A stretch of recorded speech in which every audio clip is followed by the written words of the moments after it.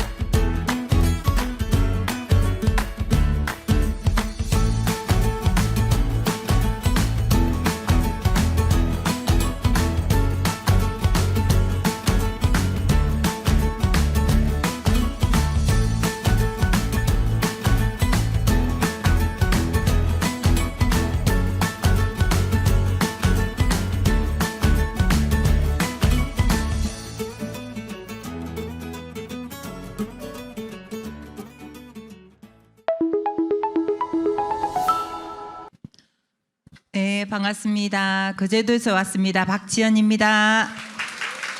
네.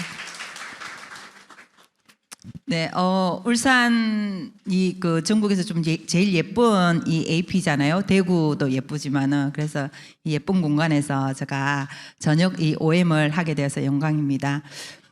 저는 이제 거제도에서 출발해가지고 왔고요. 오늘 제 이 아메 비즈니스를 이제 기초 사업 설명의 시간입니다. 혹시 사업 이제 알아보고 계시는 분들도 계실 거고, 또 한 두세 번 지금 이 미팅에 참석하시는 분도 계실 거고, 또 비즈니스를 오랫동안 진행하고 계시는 분도 계실 겁니다.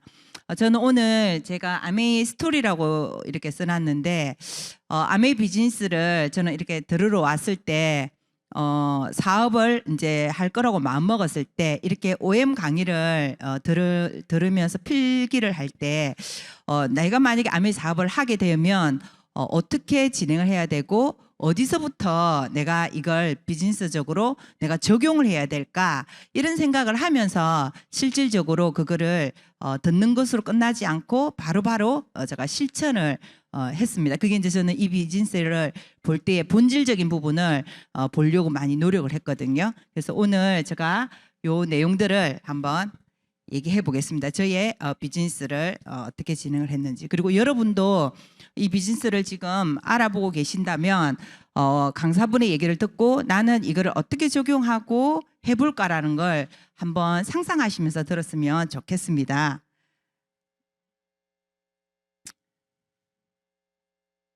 이거 어디서 이렇게 하면 되나요?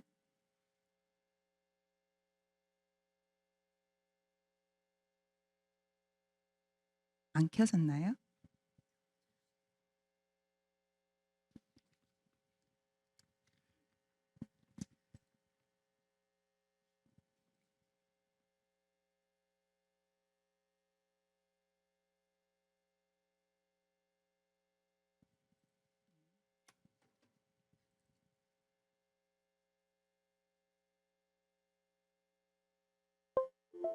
혹시 다 준비했는데 필사를 하라고 하면 안 되십니다.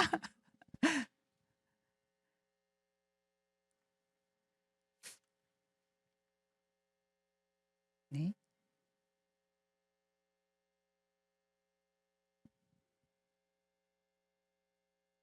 네네. 해볼까요? 요로 이렇게 해야 되나? 아니요. 아, 됐네요. 네네. 네, 저는 오늘 이제 인생은 선택이더라. 요 내용을 가지고 네, 얘기를 해보겠습니다. 제가 아메를 만나기 전에는 많이 의존적으로 좀 살았거든요. 근데 선택이라는 이 단어를 들으시면 여러분은 어떤 생각이 드세요? 선택. 여전히 우리가 요즘 현대인들이 선택하는 게 참 어렵다고 얘기를 하잖아요. 왜 어려운지를 한번 생각해 보셨어요? 제가 선택이라는 이 단어를 보고 비즈니스에 대한 부분, 저는 그 당시에 이제 유치원 교사이고 구연동화 강사로 해서 계속 일을 했었거든요. 그리고 투잡으로 이제 아메이를 시작을 했었는데 선택을 하려고 보니까 선택을 하고 나서 시간적인 부분을 제가 관리를 했었어요. 그렇지 않으면 선택을 하기 전까지는 그냥 시간이 되면 뭐 오고 또 바쁜 일을 먼저 하죠. 우선순위로 그렇게 살았었는데 알고 보니까는 우리의 일도 어떤 선택을 했을 때 좀 더 적극적으로 진취적으로 진행이 되는데 이 비즈니스 또한 아니면 내 아메의 인생, 인생은 어떤 수단을 통해 가지고 우리가 잘 살고 싶어서 뭔가를 선택하잖아요. 그래서 인생은 선택이더라 해서 한번 선택을 여러분이 하셨는지를 한번 생각해 보시면 좋겠어요. 제가 저는 이제 어떻게 살고 싶은지, 내가 뭘 원하는지, 나는 어떤 아내가 되고 싶은지, 저는 또 우리 자녀에게는 어떤 엄마가 되고 싶은지, 또 이웃들이나 또 뭐 교회적으로나 또 사회의 어떤 부분에 대해서도 어떤 사람이 되고 싶은지, 사실 그런 걸 모르고 살았습니다. 그냥 살았던 거죠. 그렇게 살다가 그러니까 선택을 해보지 않았다고 보시면 돼요. 거의 선택을 하지 않고 이제 제가 살았었는데 제가 10대, 20대는 선택을 딱 한 개 하고 나머지는 좀 그냥 운명론을 좀 믿었던 것 같아요. 거기 저는 10대, 20대는 제가 신앙적인 부분만 선택을 했습니다. 교회를 중학교 3학년 겨울 방학 때 친구가 저를 데려갔었고 그리고 고등학교 때부터 이제 교회를 나가는데 완전 강신도 아시죠? 네. 완전 강신도 맹목적인 어떤 교회에 대한 부분을 제가 이렇게 믿고 갔었어요. 그래서 친구들이 그 당시에는 막 이단이라고 할 만큼 네. 그렇게 하고 선생님이 이렇게 이제 제가 그 당시에는 자격증을 따는 상업 고등학교를 다녔었거든요. 그랬는데 동생이 4명이 되고 엄마가 바깥에서 경제 활동을 해가지고 우리를 학교를 보내고 있는데 제가 이제 장녀예요. 선생님이 저희 가정을 다 알고 있는데도 자격증 시험을 치러 안 가는 거죠. 왜냐하면 주일날에 자격증 시험을 치니까 예배를 드리러 가야 되니까 이 정도로 맹목적으로 다 책임져 주시겠지 뭐 이런 거 있잖아요. 실제 그런 믿음을 제가 가지고 살았었습니다. 그래서 주변에서 저를 봤을 때 아주 뭐 교회밖에 모른다 이런 얘기를 했을 만큼 그러니까 거기 하나 빼고 나머지는 다 알아서 살 거라는 그런 운명 나의 운명은 정해져 있기 때문에 그냥 그런 운명을 이제 가지고 살았댔죠. 그렇게 됐고 이제 36살에서 38살 2년이란 구간이 있어요. 그래서 대부분 그냥 의존적으로 이렇게 제가 그냥 살았던 구간인데 지금 36살, 38살 이때 이제 제가 아메를 만났어요. 36세에 아메를 만났고 34살에 회원가입을 했더라고요. 하고 2년 정도는 소비자로 생활하고 있다가 실제 이때는 이제 아메를 해야지라고 마음먹었을 때. 그래서 내 인생을 사는 대로 생각한 구간에는 그냥 살아가는 대로 나는 이런 사람이야. 나는 말 못하고 나는 소심하고 나는 뭐 이런 사람이야. 뭐 사람들 앞에서 말 못하는 게 대부분 자신감이 없는 내 모습을 항상 가지고 살았었어요. 그리고 그 안에는 항상 첫 번째 못생겼다라는 제가 제 나름에 못생겼다라는 항상 제 머릿속에 그렇게 들어가 있었거든요. 그래서 여전히 미에 대한 어떤 그런 갈구하는 마음이 항상 있었거든요. 그래서 아메이 제품 접했을 때도 이제 물론 세제도 접했지만 아티스트리를 먼저 접했다고 보시면 돼요. 아티스트리 색조만 나오면 이렇게 스폰서님 와가지고 이렇게 반짝반짝하며 그거 뭐예요? 이러면서 나도 하나 사고 싶고 이렇게 할 만큼 미에 관심이 없으로 많았었거든요. 그렇게 이제 그걸 했는데 36세 정도 이제 아메이를 만나고 난 다음부터는 실제 내 인생을 생각한 대로 사는 구간이죠. 나는 이제 어떻게 살아야 되지? 난 뭘 하고 살아야 되지? 나는 어떤 사람이 되고 싶은지. 그러니까 한 2년은 엄청 방황을 하며 살았었습니다. 뭘 어떻게 해야 될지 몰라서. 그래서 이 자리에 나오면 너무 좋았던 게 이분은 직장 생활을 했는데 어떤 삶을 살았고 그리고 아메를 해가지고 또 어떤 삶을 살고 있고 자녀들을 어떻게 키우고 이런 얘기를 듣는데 너무 신이 났었어요. 왠지 그 모든 것들은 창조하기 전에 모방을 먼저 한다잖아요. 그래서 이분의 어떤 꿈들을 막 얘기를 하면 막 적어가지고 제가 제 꿈에 대한 어떤 나도 저랬으면 좋겠다 이런 것들을 많이 적어 놨었거든요. 그런 어떤 구간이 있어요. 그래서 우리가 선택이라는 어떤 부분들이 내가 원하는 것이 있을 때의 선택이 되는 거지 원하는 것이 없으면 그 선택이라는 거는 상당히 어려운 어떤 부분이더라. 그래서 인생에 대해서 여러분은 어떤 선택을 지금 하고 계시는지 모르겠습니다. 한국 아메이가 아메이 하시는 ABO들에게 질문을 해서 당신은 왜 아메이 비즈니스를 합니까? 했을 때 이 5가지 문항이 나왔답니다. 그래서 뭐 대부분 노후 준비나 자녀 교육이나 부모님, 자녀, 그다음에 라이프 스타일을 위해서 아메이 비즈니스를 한대요. 여러분도 이 일을 선택하고 지금 하고 있는데 이 5가지 중에 들어가시죠? 난 이런 것 때문에 한다. 저는 노후 준비 얘기인데요. 저희 남편이 저에게 이제 생각지 못했죠. 뭐 대부분 저 20대 저희 남편이 27살, 제가 23살에 결혼을 했어요.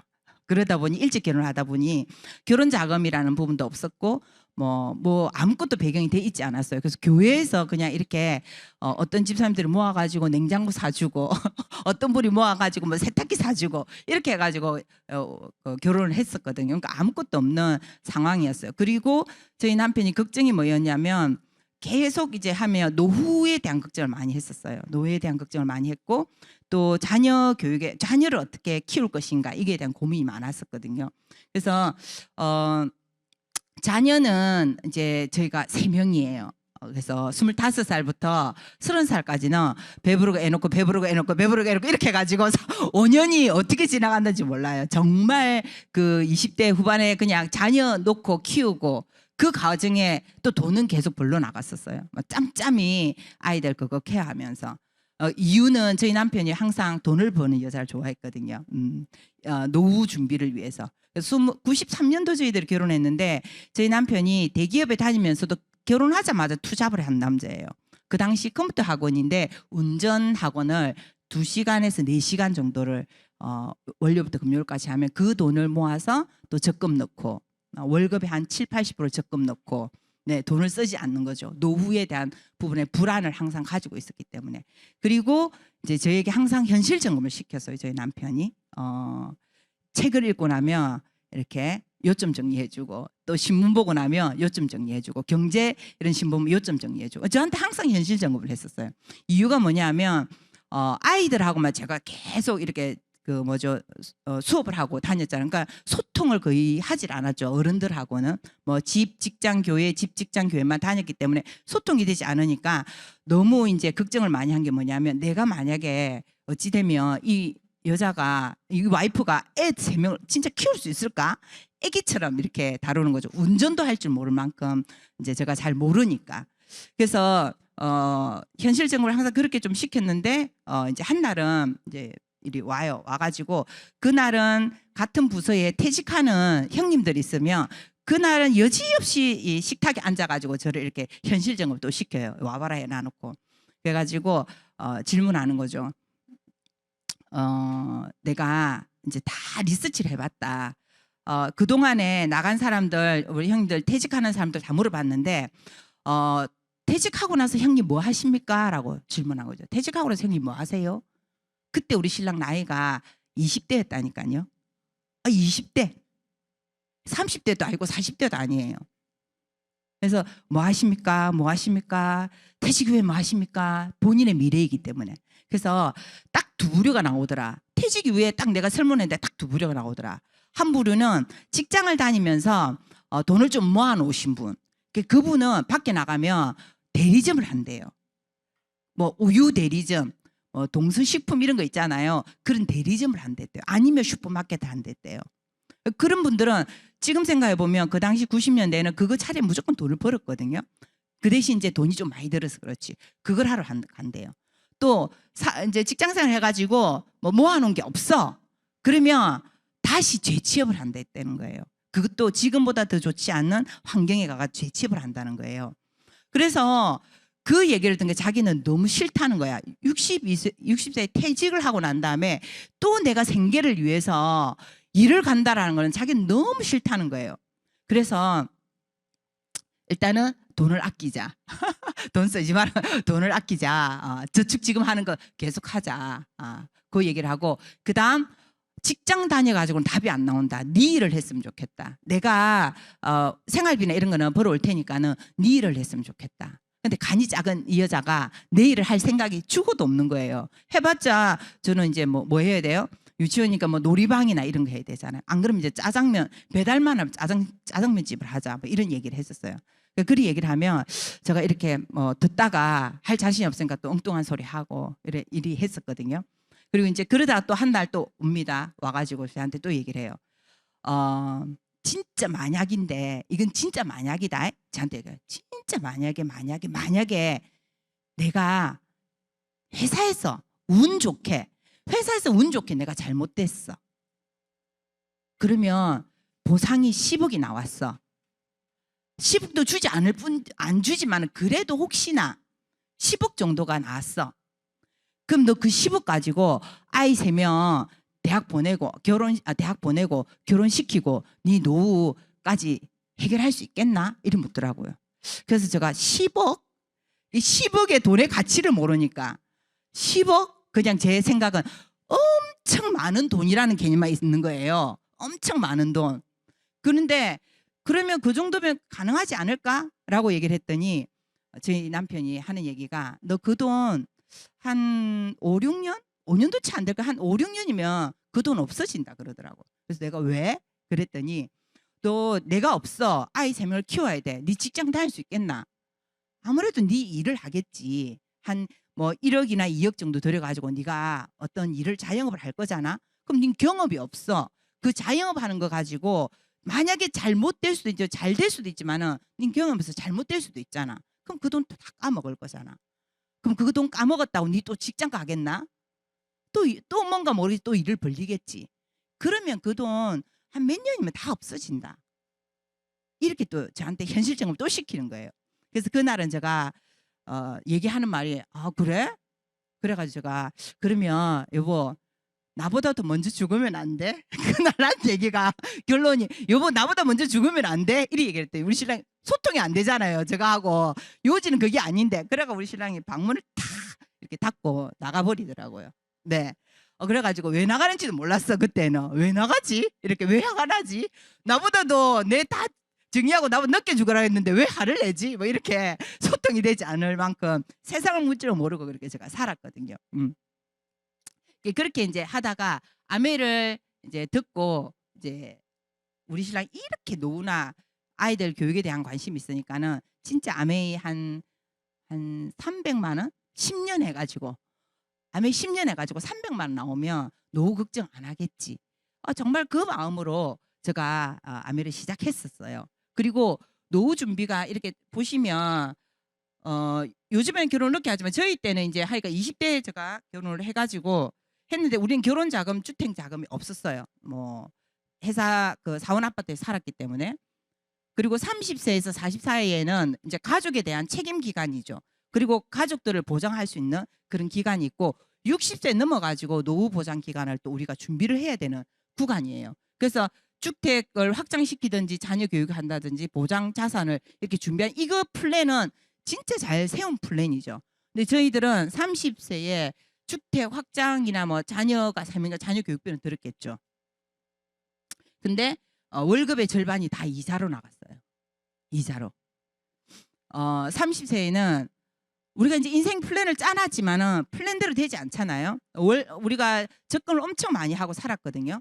근데 95년도에 이제 그때 부동산 그다음에 뭐 이렇게 주식 이런 데에 많이 이제 그 제도는 바람이 불었어요. 그래가지고 저희들이 부동산에 이제 이자를 은행에 적금을 넣는 것보다는 훨씬 더 부동산 쪽으로 투자를 해가지고 몇 년 뒤 팔면 훨씬 더 금액이 많아지더라고요. 그렇게 해서 이제 올인을 한 거죠. 올인. 그 뭐죠? 신용대출 내가 올인. 인생 이런 건 한 번쯤 있어줘야 되잖아요. 그래가지고 올인했는데 이제 망한 거죠. 저희 땅 명의가 아니고 다른 사람 명의로 샀는데 그 분이 신용에 어떤 문제가 생겨가지고 우리는 돈은 들이고 땅은 없어지고 거기가 전부 다 주택지로 들어와가지고 지금 뭐 아파트가 들어서와 있고 이런 상황. 우리 그때부터 우리는 너무 힘들게 살았어요. 너무 힘들. 월급의 절반이 이자로 나가버리니까.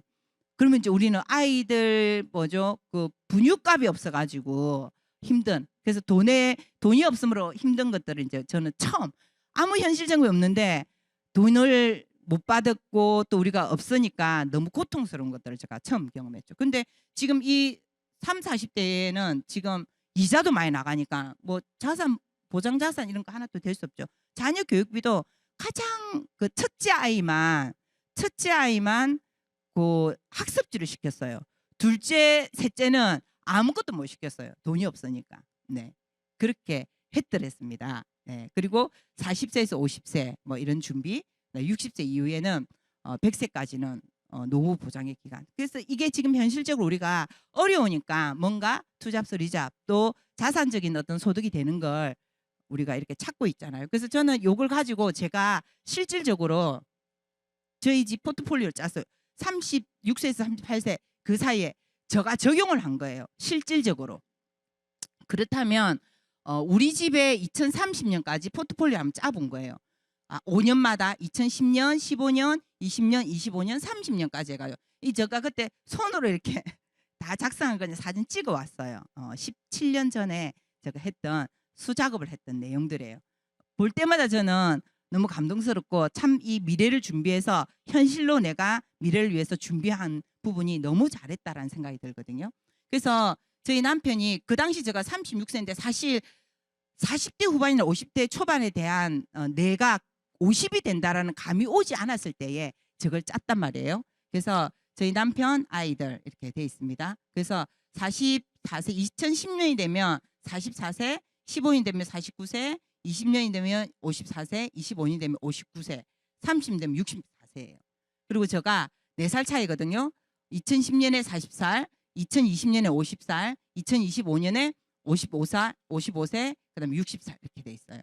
큰아이가 이렇게 17세 시작 2010년 되면 17세. 그래서 2010년에는 고등학교 1명 중학교 초중고가 다 있었고 2015년에는 대학교 2명 고등학교 1명이에요. 그리고 2025년이 되면 32살 우리 큰아이가 32살 둘째가 30살 그다음에 셋째가 28살 이렇게 되면 그때 제가 우리 32살 되면 아이가 딸인데 일을 하고 있을 수도 있고 결혼을 할 수도 있고 30살 남자아이도 일을 할 수도 있고 결혼을 할 수도 있고 그다음 28살 아이는 학업을 할 수도 있고 일을 할 수도 있고 결혼을 할 수도 있고 결혼은 누가 먼저 할지 모르니까 그래서 제가 그냥 이렇게 적어놨어요. 그리고 언제 내 나이가 몇 살 될 때 가장 돈이 많이 들지라고 했을 때 2015년에서 2025년 저 10년 구간이 가장 돈이 많이 드는 거죠. 왜냐면 아이들 교육비하고 그다음 결혼 자금 뭐 이런 것들이 좀 많이 드는 걸로 제가 이제 확인을 했어요. 그리고 2030년이 되면 64살 그다음에 60살 우리 아이들은 이제 30대 중후반이에요. 이때는 다 독립을 시킨다고 제가 그 당시 36살에서 38살 안에 제가 이걸 다 짰거든요. 그 당시에 정말 60세나 50세 상상이 안 되는 그 구간 안에 제가 이렇게 포트폴리오를 짜봤어요. 그러니까 15년에서 25년 사이는 돈이 진짜 많이 들겠네 했는데 여기서 정말 제가 한 번도 상상하지 못한 일이 하나 벌어졌어요. 대부분 내가 상상을 했는데 2015년 뭐 그 사이에 이제 우리 거제도에는 명태가 이제 바람 불기 시작합니다. 회사에서 불러가지고 이렇게 조율해가지고 나가라. 진짜 회사가 그렇게 어려워질 줄은 몰랐어요. 대기업이. 근데 이때 제가 이 일을 준비하지 않았더라면 우리 집에 가장 돈이 많이 드는 구간 안에 어쩌면 우리 집에는 억수 위기가 왔을 거예요. 그래서 제가 이런 포트폴리오를 짜고 난 다음에 진짜 40대 후반부터는 우리 자녀 양육비 많이 든다고 인정을 해야 되는 거죠. 인정이 되어야 제가 열심히 할 수 있겠더라고요. 그리고 자녀 일 하고 난 다음에 6개월에서 1년 정도 안에는 이후에는 독립을 시킨다. 어느 정도 아이가 자녀 일을 하고 나면 독립을 시키는 거죠. 그 독립이 어디까지인가 또 제가 생각해 본 거예요. 그 독립은 핸드폰 요금 본인이 내고 자기 보험 우리가 내고 있던 거 그 아이가 낼 수 있도록 이렇게 본인에게 다 전가를 시켜놓는 거였거든요. 실제 지금 우리 아이들 3명은 핸드폰 요금 자기가 내고 그다음 보험금 본인들이 다 내고 있어요. 단 결혼 자금에 대한 부분은 우리 부모가 준비를 하겠다라고 했거든요. 그래서 나머지 부분만 너희들은 너희 인생을 다 준비하기 위해서 책임져야 할 부분은 독립되어서 책임져야 될 부분은 너희가 다 가져가서 책임을 져라 해서 지금 그렇게 하고 있습니다. 그리고 36세에서 46세 이제 10년이죠. 왜? 나이가 많은 그 15년에서 25년 이 나이 그 가장 돈이 많이 드는 구간 안에 제가 10년을 준비해서 이 비즈니스를 통해서 10년을 준비해 가지고 제가 위기를 맞지 않도록 하기 위해서 열심히 한 거죠. 그리고 10년 동안에는 내 삶에서 가장 열정적이고 치열하게 살아보기. 성실하게는 살아봤는데 치열하게는 안 살아봤어요. 실제 치열하게 살아본 사람들은 무서웠거든요. 꼭 저렇게 살아야 되나 이런 거. 그다음에 가장 열정적으로 한번 살아보기. 그래서 기준을 또 뒀어요. 제가 원칙. 치열하게 산다라는 게 어떤 거지? 어떤 얘기를 했을 때 치열하게 내 혼자만 알 수 있는 것이 아니니까. 그래서 제가 치열하게 산다라고 하는 거는 주변 사람들에게 네 아메에 미쳤나? 뭐 돈에 미쳤나? 이 얘기 들으면 제가 치열하게 살고 있구나. 그 얘기를 안 들으면 그냥 대충 뭐 한다라고 얘기를 했지만 선택을 했지만은 뭐 되면 되고 안 되면 안 되고 이렇게 약간 좀 자기와의 합리화를 시키고 싶지 않았어요. 그래서 좀 이렇게 각오를 좀 했던 거예요. 근데 이제 저희들이 열심히 살았잖아요. 저희 두 부부가 열심히 살았는데 소득의 종류가 있다라는 걸 제가 이 아메이 비즈니스에 와서 알았어요. 그 당시 제가 아메이를 막 시작하고 어느 정점에 갔을 때 어떤 리더님이 돈과 인생의 비밀 이 책을 추천을 해줬어요.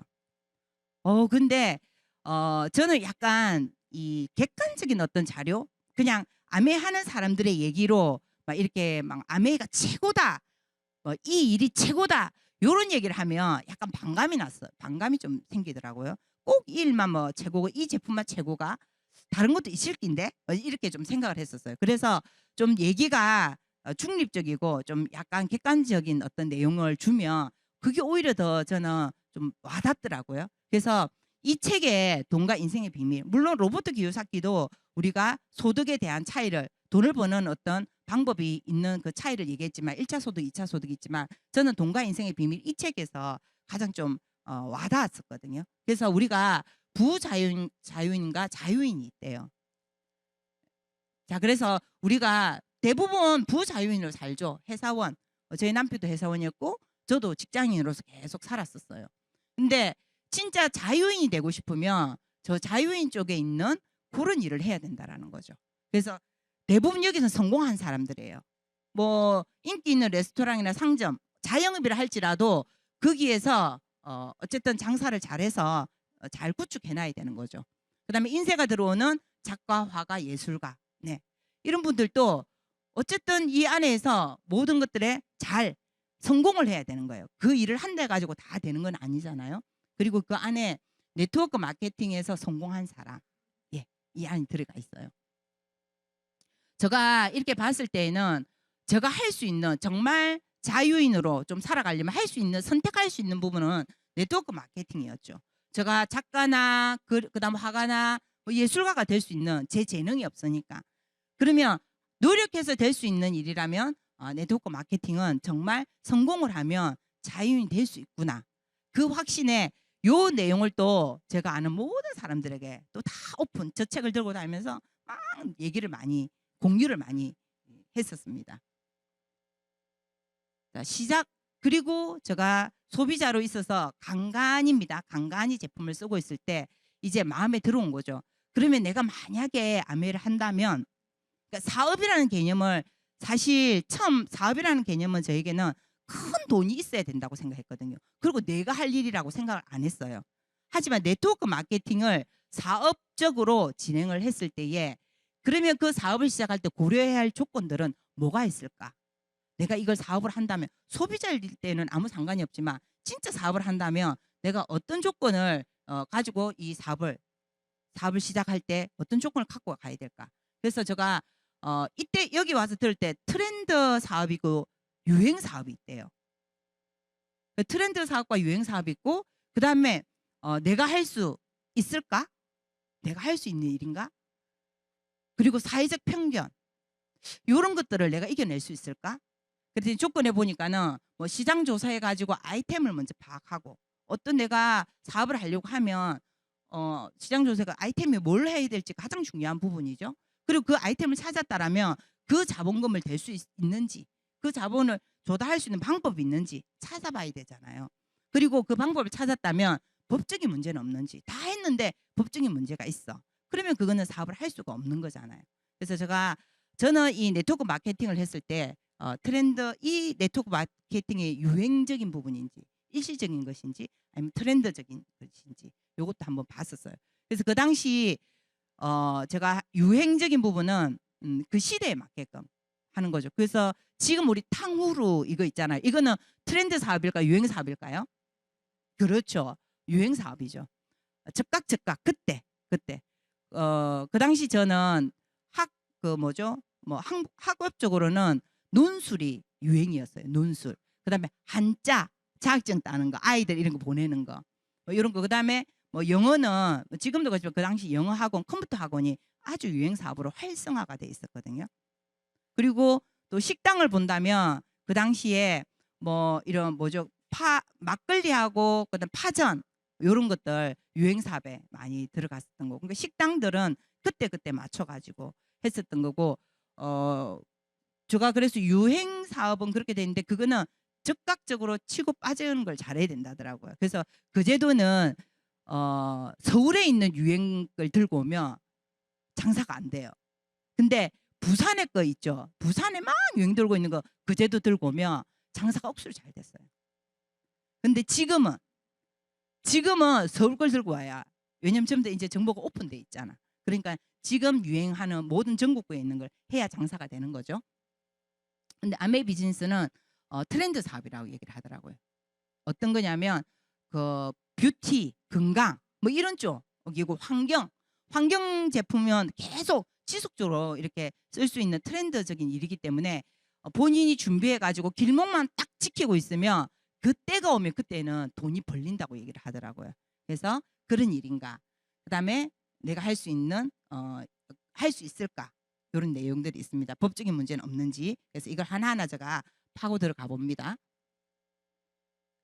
자, 제 소비자였을 때 사업으로 본 관점, 첫 번째 유행 사업인가 트렌드 사업인가 해서, 이거는 제가 챗 GPT에게 이번에 이제 제가 한번 물어봤어요. 챗 GPT에게 2008년도 제가 이제 2006년도에 2006년도군요. 그런데 2008년도에 음식 서비스 업종이 이제 2008년도 음식 장사는 물어봤어요. 챗 GPT. 그랬더니 카페, 그다음 레스토랑, 패스트푸드 체인점 이런 것들이 인기가 많이 있대요.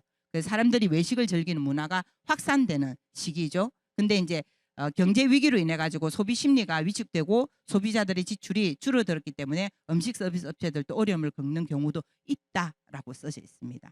이때 한참 패스트푸드 음식 패밀리 레스토랑이 한참 유행이었던 거거든요. 2024년 유행하는 장사는 어떤 게 있니 하고 또 물어봤어요. 그랬더니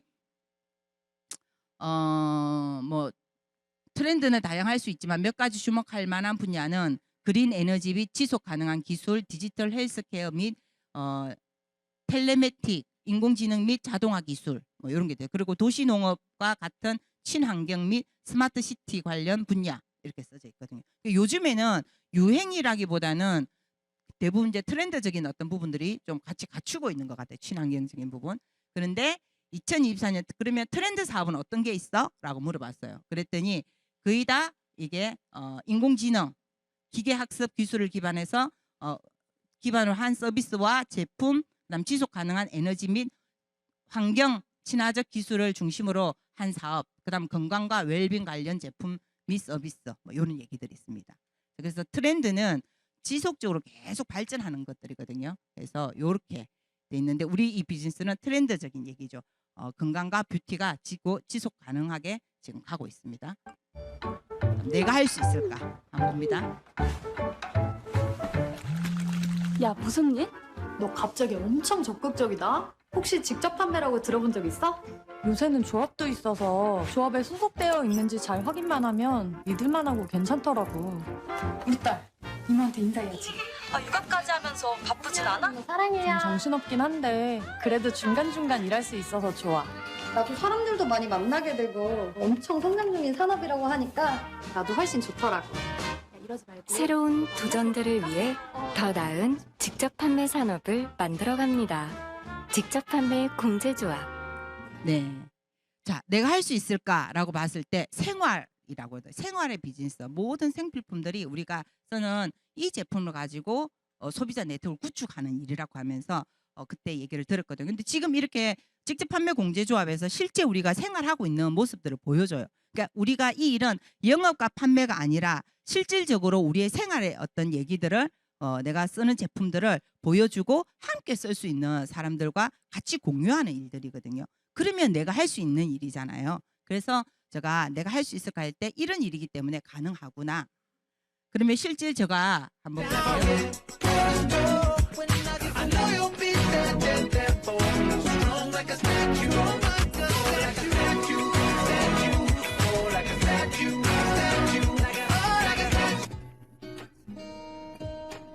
자, 저 옆에 있는 거는 저희 두 번째 없어졌네요. 제가 커뮤니티를 이제 형성을 왜냐하면 생활의 비즈니스인데 이 내 생활의 어떤 모습들을 보여줘야 되는 건데 함께 쓸 수 있는 사람과 같이 뭔가 공유해야 되는 건데 어떻게 하면 잘할 수 있을까 해서 내가 잘하는 걸 선택한 거죠. 저는 요리 집에서 그냥 집밥을 좀 많이 하고 사람들하고 같이 나눠 먹는 걸 좋아했어요. 원래 좋아했었어요. 제가 아파트 살면 아이들이 3명이기 때문에 항상 저층에 살았거든요. 1층에 살면 사람들에게 오라고 얘기를 해서 같이 음식을 하고 나눠 먹고 이런 걸 좋아해서 커뮤니티를 제가 이렇게 같이 요리로 정해가지고 우리 집에 요리를 하면서 가르쳐 준 거고 집밥의 힘이라 해가지고 제가 공모사업 시에 공모사업을 넣어서 같이 집밥을 하는 걸 가르쳐 주고 우리가 밥을 하는 그런 문화를 좀 바꾸게 해서 같이 이렇게 공유하는 커뮤니티를 만들었거든요. 그리고 오른쪽에 있는 부분은 저희 집을 이제 제가 오픈해가지고 저희 뒷마당에다가 이제 그 싱크대를 만들어서 유럽처럼 만들어서 거기에서 사람들과 같이 요리를 하고 같이 공유를 하고 이런 커뮤니티를 만들어서 진행하고 있습니다. 자, 그리고 마케팅. 그럼 이제 이렇게 같이 쓸 수 있고 같이 사람과 소통을 하는 건데 마케팅. 뭐 과연 어떻게 돈을 벌어야 되는지 어떻게 돈을 버는 건지 이게 중요하잖아요. 그래서 마케팅은 연결과 공유. 아메이는 마케팅이 연결을 잘하고 공유를 잘하면 되는 일이래요. 그럼 무엇을 연결하고 무엇을 공유를 해야 되는가? 이게 중요하죠. 무엇을 공유하고 무엇을 연결해야 되는가? 저는 그때 아메 회사를 정말 사람들에게 많이 공유했어요. 이 회사가 친환경적인 어떤 제품이고 세제 부분에 대해서 많이 얘기를 했고 그다음에 1959년부터 창업자의 어떤 철학적인 부분들을 제가 정말 사람들에게 많이 공유를 했습니다. 그리고 제품도 공유를 하고 연결시키고 이 얘기를 많이 했었고 경험적인 얘기들은 더더욱 사람들에게 연결과 공유하기에 더 쉬웠거든요. 그래서 제품 쓴 어떤 그런 얘기들 멘토 저희 스폰서님을 많이 프로모션했어요. 많이 공유하고 연결하고 얘기를 많이 나눌 수 있도록 미팅 자료를 정말 사람들에게 많이 하고 만나볼 수 있도록 제가 그렇게 연결과 공유를 많이 했었고 시대의 흐름, 시대의 흐름도 수없이 사람들을 만나면 제가 꿈 노트도 얘기를 했지만 시대 흐름 얘기를 정말 얘기를 많이 했었거든요. 왜냐하면 이 시대 흐름을 모르면 결국은 도태가 되고 결국 우리 아이들 교육도 도태가 되어서 시대 흐름 못 따라가면 이 아이는 제대로 돼 있는 직업이나 일을 못 찾겠구나 싶어가지고 이런 얘기들을 많이 했었습니다. 검증된 자료, 물론 이것도 사람들하고 공유와 연결을 많이 했었고 커뮤니티, 내가 노는 장소에 가서 같이 들어보고 같이 놀자 이런 얘기를 많이 했었습니다. 그래서 아메이 비즈니스의 마케팅은 연결과 공유입니다. 누가 이 어떤 내용을 연결하고 어떤 내용을 공유를 하냐에 따라서 이것이 마케팅으로 우리가 소득이 들어올 수 있도록 할 수 있는 부분이거든요. 네, 시스템도 역시 마찬가지입니다. 그래서 소비자나 사업자, 소비자 네트워크를 만들던 사업자 네트워크를 만들던 연결과 공유로 이것을 만들어 나가는 일이에요. 이 일은. 자, 그래서 그럼 어떤 회사로 가지고 나는 네트워크를 만들 것인데 라고 하는 게 중요한데 저는 이 세계 1위 직접 판매 기업 아메이가 되다. 너무너무 자부심이 있는 문구예요. 이 얘기가.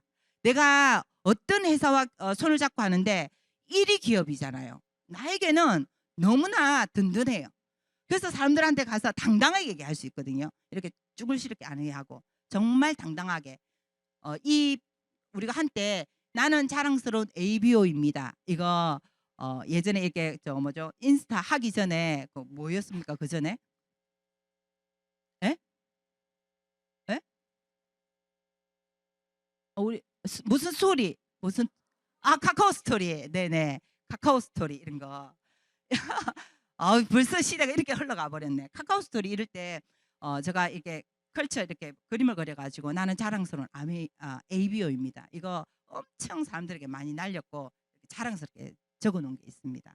한때 그 유행이었었는데 정말 세계 1위 기업이라는 게 너무 자부심이 이제 생기는 거고 그리고 전 세계의 어떤 생산 및 물류 시설을 가지고 있죠. 15위에 들어가는 거고 그 다음에 미국 탑 브랜드 탑 100대 기업에 들어가는 4기업이죠.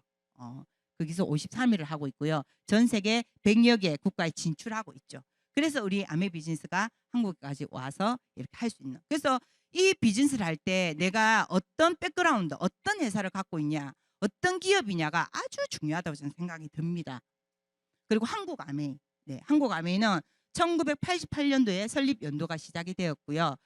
지금 서울 삼성동에 이제 실제 있죠. 네, 이게 없는 게 아닙니다. 우리 본사 가보면 진짜 실제 있네 이렇게 얘기를 합니다. 한번 할 수 있으면 본사를 다녀 서울에 있는 본사를 한번 직접 방문해 보는 것도 괜찮거든요. 왜냐하면 내가 가서 확인하는 거 하고 그냥 얘기하는 거 하고는 힘이 달라요. 상대에게 얘기를 해줄 때 힘이 다릅니다. 자, 이런 기업과 브랜드 중에 건강기능식품, 건강기능 트렌드 비즈니스라고 얘기를 했죠. 자, 그래서 건강기능식품의 건강적인 부분을 갖고 있고요. 뷰티, 리빙에 이르는 700여 개의 제품들을 갖고 있습니다. 여러분은 이 안에서 어떤 제품의 브랜드를 가장 자랑스러워 하시나요? 네, 어떤 브랜드? 제가 시작할 때에는 저는 막 이제 아메를 막 시작할 때면은 실질적으로 세제, 아메 홈에 대한 제가 이게 감동이 있어요. 세제 찌꺼기가 남지 않는다라는 거. 이게 가장 감동이었고 사람들에게 이 찌꺼기 남지 않는 부분을 많이 강조했어요. 그 당시 제가 세탁기를 썼는데 이제 세탁기를 우리가 장소로 옮겼어요. 예전에 썼던 세탁기에서 물이 이렇게 흘러나오면 세제 찌꺼기가 나오는데 그게 굳어져 가지고 딱딱한 돌처럼 돼요. 세제 찌꺼기가 돌처럼 되더라니까요. 근데 그게 세제 찌꺼기인 줄 몰랐어요. 그리고 아메이 세제를 쓰고 난 다음에 제가 세탁기 집 구조를 바꾼다고 다른 쪽에 이렇게 나눠고 똑같이 그 배설이라고 하나요? 이게 물 빠져나가는 그거를 길게 했는데 물이 역시 또 흘러나오죠. 이 바깥으로 흘러나오는데 거기에는 뭐라 하죠? 딱딱한 게 아니라 그냥 먼지 같은 거 있잖아요. 먼지. 우리 그냥 물때 같은 거 있잖아요. 그런 것만 이렇게 보이더라고요. 제가 직접 목격을 하고 나니까는 이 세제에 대한 감동이 너무 컸었거든요. 그래서 처음에는 그게 이제 감동이었고 지금은 당연히 뉴트라이트이죠. 네. 지금까지 제가 쭉 오는데 제가 20대의 고민이 두 개가 있었어요. 내 나이가 40이 되면 분명 대머리가 될 거야. 이게 제가 고민 중에 하나였어요. 40이 되면 아마 대머리가 될 것 같더라고. 그리고 또 40대가 되면 제가 이제 시력을 잃을 것 같더라고요. 제가 왼쪽 시력이 없거든요. 어릴 적부터 없어서 지금 왼쪽 시력이 없어요. 그냥 밝은 것밖에 안 보여요. 오른쪽 눈 하나 가지고 지금 제가 이 세상을 지금 보고 있는 거거든요. 근데 제가 10대 초등학교 5학년 때 안경을 꼈단 말이에요. 그렇게 했는데 이렇게까지 왔는데 아이를 한 명 놓을 때마다 시력이 2개를 뚝뚝 떨어지는 거예요. 그러니까 3명을 놓으니까 시력이 얼마나 많이 떨어졌겠어요. 그러니까 아마 내 나이 40이 되면 아마 볼 수 없을 거예요. 그래서 막 화장실에 밤에 가면 불 안 켜고 막 드듬드듬, 슬픈 얘기예요. 이렇게 드듬드듬하면서 화장실에 가고 이렇게 연습한 그런 시간이 있었어요. 근데 뉴트라이트를 절대 이 눈에 관련된 있는 영양제는 빼지 않고 먹는 게 그거예요. 그리고 머리가 이제 제가 워낙 모발이 가늘거든요.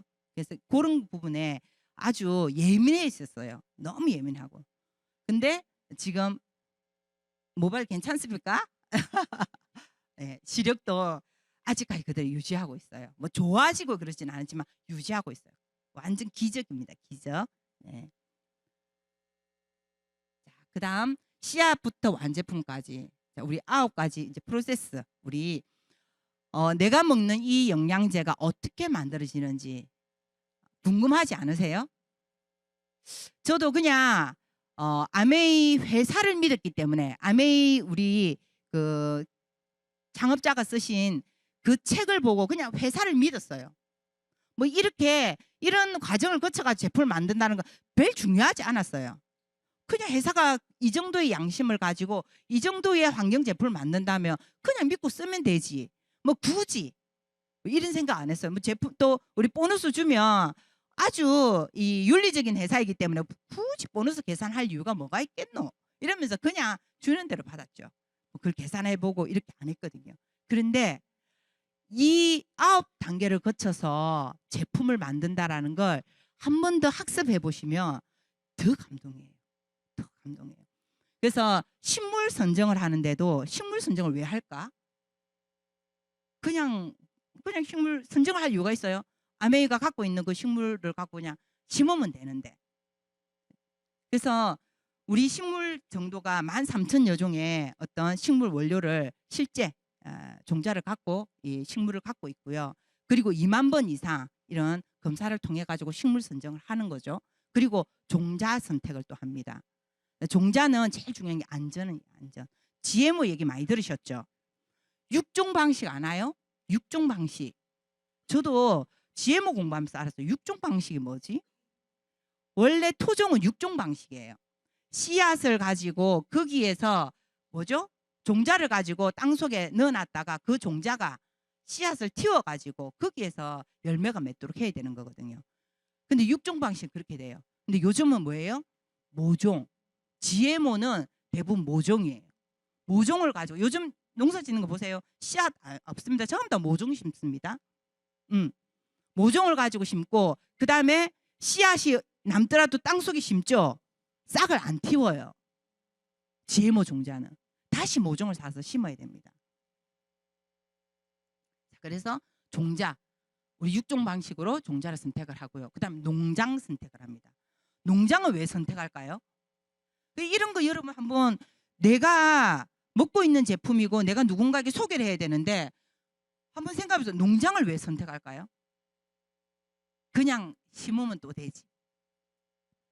뭐 유기농 농약 안 하는 이런데 심어야 되기 때문에 그것도 마찬가지는 재배일 때 그렇게 되지만은 농장은 이 종자가 이 땅에 심겼을 때 잘 자랄 수 있는지 영양소가 정말 풍부하게 이게 잘 자랄 수 있는지 왜냐하면 씨앗보다 더 중요한 게 농장 땅의 그 영양이 가장 중요하다고 생각했거든. 그러면 기후나 어떤 비나 이런 기후나 그다음 공기나 이런 물에 따라서 그 종자가 다 다르게 날 수 있는 거잖아요. 그래서 이 농장 선택을 그렇게 하는 거예요. 딱 맞는 식물을 갖고 그 종자를 가지고 딱 알맞는 기후와 조건에 맞는 그런 농장에다가 재배를 하는 거거든요. 그래서 우리가 재배도 남한테 못 맡기니까 유기농 재배를 하는 이유가 그런 거예요.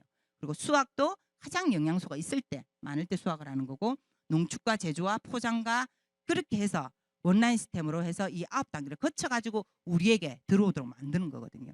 이런 하나하나가 너무나 이 기업이 철두철미하게 이런 철학과 과학으로 제품을 만든다라는 이 믿음을 가져보시면 그 누구한테도 꿀리지 않고 얘기를 할 수 있는 거예요. 저는 적용할 때 이런 것들이 감동이었기 때문에 사람들에게 공유와 연결을 열심히 했던 거거든요. 뉴트라이트 사례, 이제 제 사례입니다. 신제품이 나왔어요. 이 제품이. 저는 이 제품 신제품이 나오니까 그냥 먹은 거예요. 다른 이유가 있는 것이 아니라. 근데 제 손이 이랬습니다. 저게 저에게는 20년 넘게 들고 있었어요. 20년 넘게 있었던 건데, 그래서 이제 한 날은 이제 하도 20년이 넘도록 들고 있으니까는 어떻게 되냐면 이 뿌리가 신경을 타고 이제 바깥으로 아니고 안으로 들어오는 거예요. 손톱 안으로 이 안에 신경을 타고 들어오는 거예요. 그러다 보니까 이제 잠을 잘 때도 아픈 거죠. 대학병원을 갑니다. 혹시 암 뭐 이런 종류인가? 갔는데 대학병원에 가서 검사를 했습니다. 그리고 대학병원에서 수술을 할 수 있으면 수술을 하려고 했었어요. 근데 원인은 사마귀래요. 손톱 옆에 난 사마귀. 그래가지고 제가 사마귀요? 이렇게 이제 했었어요. 그래서 이거 어떻게 없애야 됩니까? 했더니 뭐 방법을 한 3가지 정도로 얘기를 하더라고요. 근데 대학병원을 왔다 갔다 할 수가 없었어.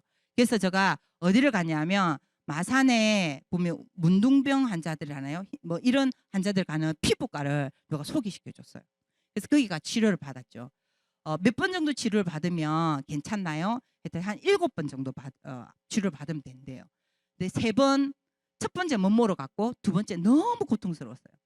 3번째 너무 고통스러웠어요. 너무 고통스러우니까는 선생님 너무 고통스럽다. 그러니까 오기 전에 약을 하나 먹으래요. 진통제를. 30분 전에 먹었는데도 안 되는 거예요. 4번째, 5번째 가다 중단했어요. 너무 고통스러워가. 잠을 잘 수가 없을 만큼 아프더라고요. 그래가지고 고통스러웠는데 신제품이 나온 거예요. 그래서 그냥 먹었죠. 밸런스 위드 이뮤니티. 먹었어요.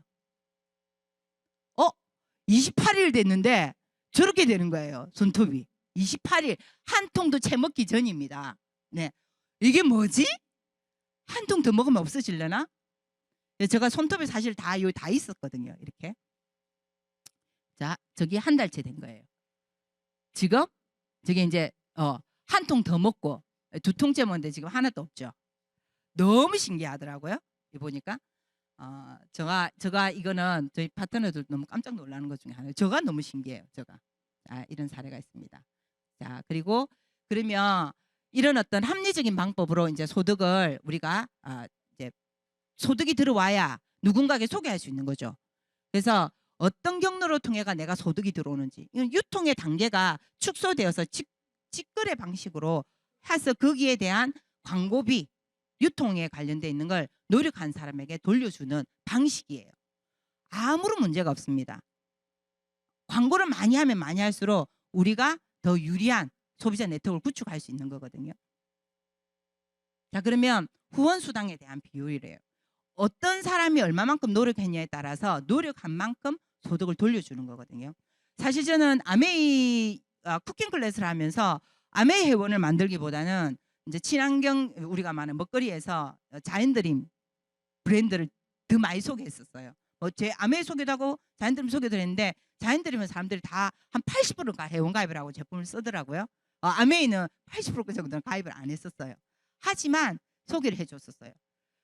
자, 그래서 얼마든지 우리는 공유와 연결, 광고를 할 수 있는, 정말 좋으면 스스로 그냥 우리가 할 수 있는 내용들이거든요. 그래서 우리가 이런 4명의 사람들이 누군가는 공유해주고 연결해주고 누군가는 공유해 연결했는데 여기에 보면 맨 밑에서부터 A와 B가 노력한 만큼 캐시백을 돌려주는 거거든요. 우리는 표에 보면 20만 PB부터 그 다음 1000만 PB까지 모으는 거죠. 20만 PB는 제가 보니까 정말 아메이를 잘 이해했다면 혼자서 20만 PB는 만들 수 있어요. 근데 6%는 혼자서 6%는 매니아 소비자, 완전 A형 소비자가 아니면 6% 가기 힘들거든요. 그런데 6%를 우리가 네트워크를 구축해야 되잖아. 그럼 어떻게 하면 저 사람이 이 사람 이하에 있는 사람 어떻게 하면 6%를 쓸 수 있을까라고 연결과 공유를 할 수 있는 게 우리 사업자가 그런 노력을 해야 되는 거예요. 사업적인 마케팅을 써야 되는 거거든요. 근데 파는 게 아니에요. 제품에 대한 거든 아까 마케팅 연결과 공유를 내가 무엇을 통해 가지고 할 것인가를 생각해 보는 거죠. 그에 따라서 노력치에 따라서 S는 한 명에게 뭔지 모르지만 연결과 공유를 해가지고 이렇게 나에게 얘기를 해준 거고요. 나는 A와 B에게 연결해서 저 A는 우리 옆집이고 B는 우리 여동생이에요. 우리 여동생은 역시 저하고 똑같이 미에 관심이 있어. 화장품 얘기. 그다음에 그 당시 이제 옷을 했기 때문에 프리워시 완전 매니아였거든요. 프리워시 이런 걸로 연결 공유를 했었어요. A는 열심히 살았거든요. 새벽에 일어나가 밥을 하고 다 해서 준비해 놔놓고 출근을 한 옆집 사람이에요. 아들 2명을 키우면서. 그러면 아침에 일어나가 자기들이 엄마가 해놓은 밥을 먹고 가는 거예요. 새벽에 일어나서 꼬박꼬박 밥을 하더라고요. 정말 열심히 살아서 제가 아메 플랜을 얘기했었어요. 그렇게 해서 이제 아메를 알아들었죠. 네. 그래서 여기는 누가 더 소득을 많이 받아가냐에 봤을 때 노력한 사람에게 돈을 많이 돌려줍니다. 알고 보면 매출이 가장 높은 사람에게 사실은 소득이 많이 들어가는 걸 우리가 알고 있었잖아요. 회원수가 많은 사람이 당연히 돈을 많이 받아가는 구조로 우리는 알고 있었어요. 근데 아메이의 어떤 소득은 다르더라는 거죠. 그렇다라면 저는 이걸 알았는데 3개월이 걸렸어요. 여기서는 이해가 되는데 밖을 나가면 아니더라고. 내 한 12% 하는데 우리 스폰서 한 18% 하네. 내 15% 하는데 우리 스폰서 21% 하네. 내 노력이 왠지 우리 스폰서가 올라간 느낌. 근데 계산해가지고 캐시백을 보면 15%가 내가 500만 PB를 했다면 스폰서나 나나 했을 때 큰 차이가 없는 거예요. 그 얘기를 해줬었어요. 그게 이해가 되는데 3개월이 걸렸어요. 그때부터 제가 엄청 열심히 했죠. 사람들에게 얘기를 더 많이 했어요. 우리 여동생, 우리 옆집, 그리고 교회에 있는, 저는 이제 교회에서 얘기를 하는데 교회에 있는 분이 아메 하신다면서요. 아메 제품 너무 좋아한대. 그러면서 3번째 있는 분이 이제 아메에 조인 됐었어요. 그래서 우리가 브론즈 파운데이션 해가지고 한 3명 정도 3% 쓸 수 있도록 3% 정도 쓰려고 하면 연결과 공유로 회사를 얘기하든 제품 얘기를 하든 내 경험 얘기를 하든 뭘 얘기하든 얘기를 해서 3%는 쓸 수 있는 사람이 되도록 해주는 거죠. 그런 사람 3명 하면서 내가 9% 정도가 되어지면 브론즈 파운데이션이 돼요. 그러면 10만원에서 20만 원 정도가 들어오고 그 네트워크가 좀 더 3% 썼으니까 한 6%도 쓸 수 있는 주변의 사람들을 같이 또 뭔가를 할 수 있는 커뮤니티를 또 만들어 보는 거죠. 그렇게 해서 6% 세 그룹이 있으면서 나는 15% 정도 하면 브론즈 빌드가 돼요. 그래서 한 100만 원 정도가 소득이 들어오는 거고 그 네트워크가 더 커져서 그 다음에 1000만이 되는 거죠. 그렇게 되면 PT에서 바운더스 PT 월 180에서 250 정도가 들어오는 네트워크를 구축한 거예요. 나하고 아는 사람 몇 명? 3명. 그 3명과 잘 놀고 커뮤니티를 잘 만들면 그게 커지고 해서 저렇게 바운더스 PT 정도가 되는 거죠. 그래서 PT와 바운더스는 우리가 연말 보너스도 같이 형성이 돼 있고요. 그 다음 바운더스 그 네트워크 3명과 잘 커뮤니티를 만들면 바운더스 에메랄드까지 가게 되는 거죠. 그래서 500에서 700. 내가 무엇을 연결하고 무엇을 공유할 것인가. 3명에게만 그걸 잘 우리가 마케팅을 써야 되는 거죠. 그게 사업이에요. 공짜는 없기 때문에. 자, 그렇게 해서 2그룹 만들어지면 사파이어, 3그룹이면 에메랄드, 6그룹이 만들어지면 다이아몬드라고 얘기를 합니다. 자, 저는 지금 비전은 마이크로바이옴이 가장 기본이라고 저는 생각이 들어요. 이 마이크로바이옴이 우리 건강의 가장 장내 미생물에 머리부터 발끝까지 모든 건강이 다 구석구석 써 있는 게 마이크로바이옴이거든요. 여기에 대한 우리가 저는 비전이 크기 때문에 지금 제 소비자는 마이크로바이옴을 제일 많이 지금 검사를 하고 우리 그런 마이크로바이옴을 제일 많이 먹고 있어요. 제 네트워크에는 장애를 가진 분이 있어요. 그분이 마이크로바이옴을 가장 많이 전달했어요. 얘기를 잘 못해요.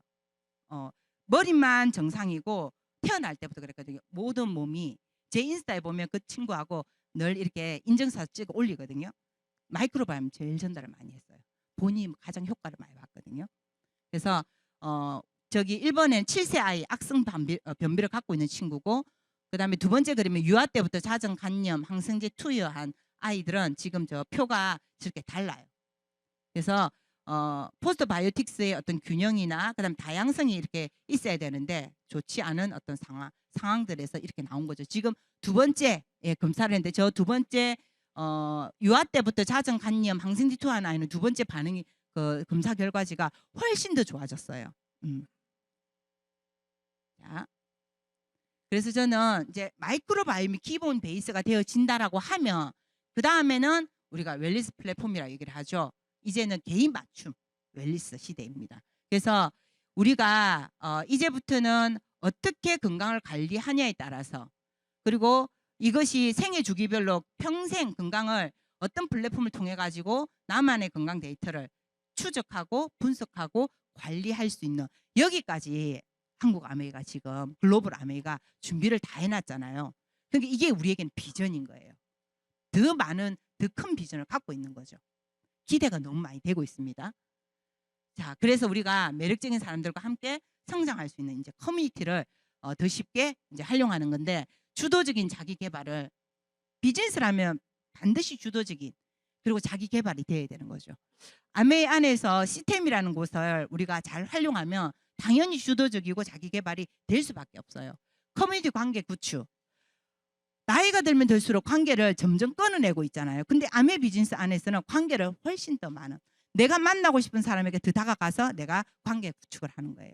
끊어내는 것이 불편해서 싫다가 아니라 그 불편한 사람들은 어떻게 그 사람과 관계 형성을 할 것인가를 훨씬 더 우리가 더 많은 관계를 하는 데에 내 역량을 키우고 있는 거잖아요. 소통을 잘할 수 있는 방법을 배울 수 있으니까. 그리고 요즘 핫하죠. 굿모닝 다 하고 있습니까?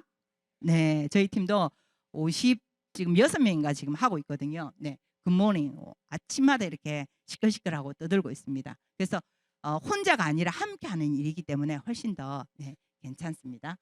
그래서 우리가 어떤 선택이라는 어떤 부분들은 그냥 가만히 있어서 될 수 있는 것이 아니에요. 저는 이 일을 하지 않았더라면, 아메를 하지 않았더라면 행복이라는 어떤 의미를 좀 달리 가지고 있었을 것 같아요. 제가 살아가는 데에 제 추구하는 게 행복한 삶이거든요. 여러분 다 행복한 삶 추구하죠? 전 뭐든지 하면 너무 행복해서 좋아. 너무 행복하겠다. 행복이라는 걸 참 많이 추구했어요. 알고 보면 제겐 그게 결핍이거든요. 난 어릴 때 과거가 안 행복했던 거야. 안 행복하니까는 너무 행복하고 싶은 거예요. 행복하고 싶다 보니까는 행복하고 싶으니까 그런 요구를 많이 했는데, 제가 생각한 행복의 정의는 아무 일이 안 일어나는 거예요. 잔잔한 호수 아시죠? 잔잔한 호수를 보면 너무 평온하더라고. 너무 평온하고, 그래서 행복이라고 생각을 했어요. 근데 아메 비즈니스를 하면서 행복의 정의가 달라졌습니다. 행복이라는 거는 희도애락, 이 네 가지가 있어야 행복이더라고요. 희노애락.